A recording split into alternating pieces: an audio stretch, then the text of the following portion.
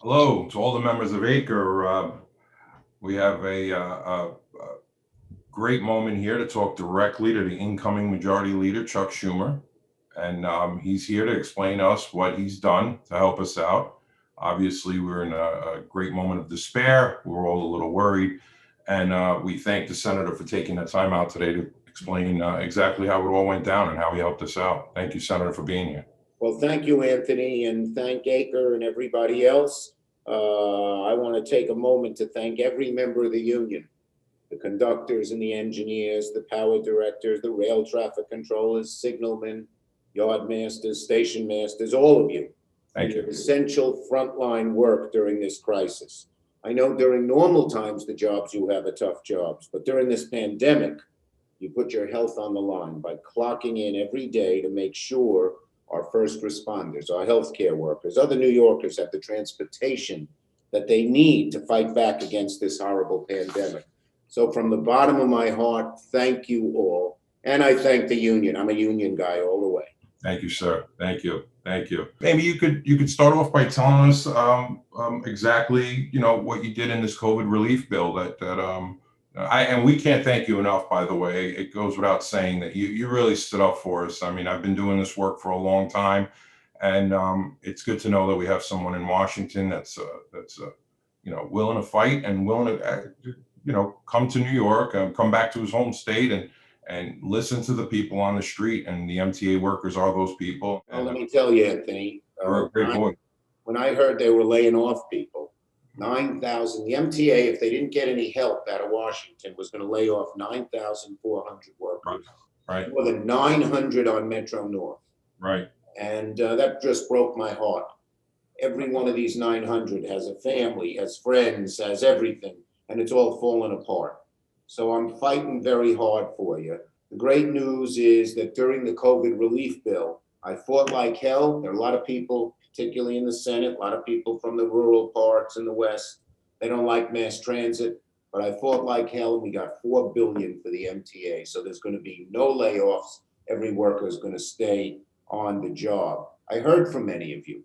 I heard from your families, and no one should work a full shift on the front lines and then have to go home and worry about paying the bills, putting food on the table, caring for your family, giving your kids a decent life. So I came up with this plan to deliver $4 billion to the MTA, and I told them, we get you this money, no layoffs. You got to stop talk of layoffs. Now I got a previous $4 billion back in March. Right. When we did the COVID bill, we thought, okay, that was in March. We said it'll be over by the summer, and $4 billion would have been enough. But of course, COVID's still going. And so you needed the next $4 billion, and I fought hard for it.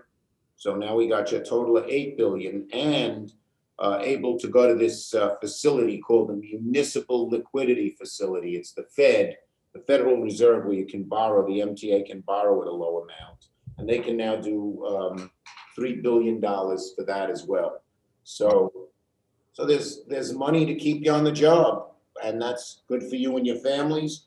But it's also so important to the Hudson Valley and to the whole New York area. That's great, and we appreciate it. And I know it was probably really tough to convince the other people in DC to go along with you. Can you tell us more about that? Yeah. Well, the Senate is a little different than the House, because each state has two senators. Right. So we have states like Wyoming, which have less people than live in the southern half of Westchester County, about the same number as Rockland County, and yet they have the same vote as I do.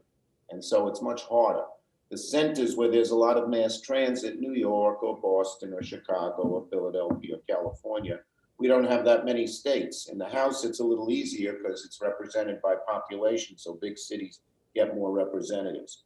But I said to them, hey, you can't do this. They said, well, we need something. I said, well, what do you need? Well, in the rural areas, they depend on buses and some rural transit. So we tied our MTA money to some of the money for buses and rural transit. That brought some of them over, but I can't lie, it took a whole lot of work, a lot of work. What motivates me, Anthony, is your members and what they're going through and how good they are. And they need to earn a living.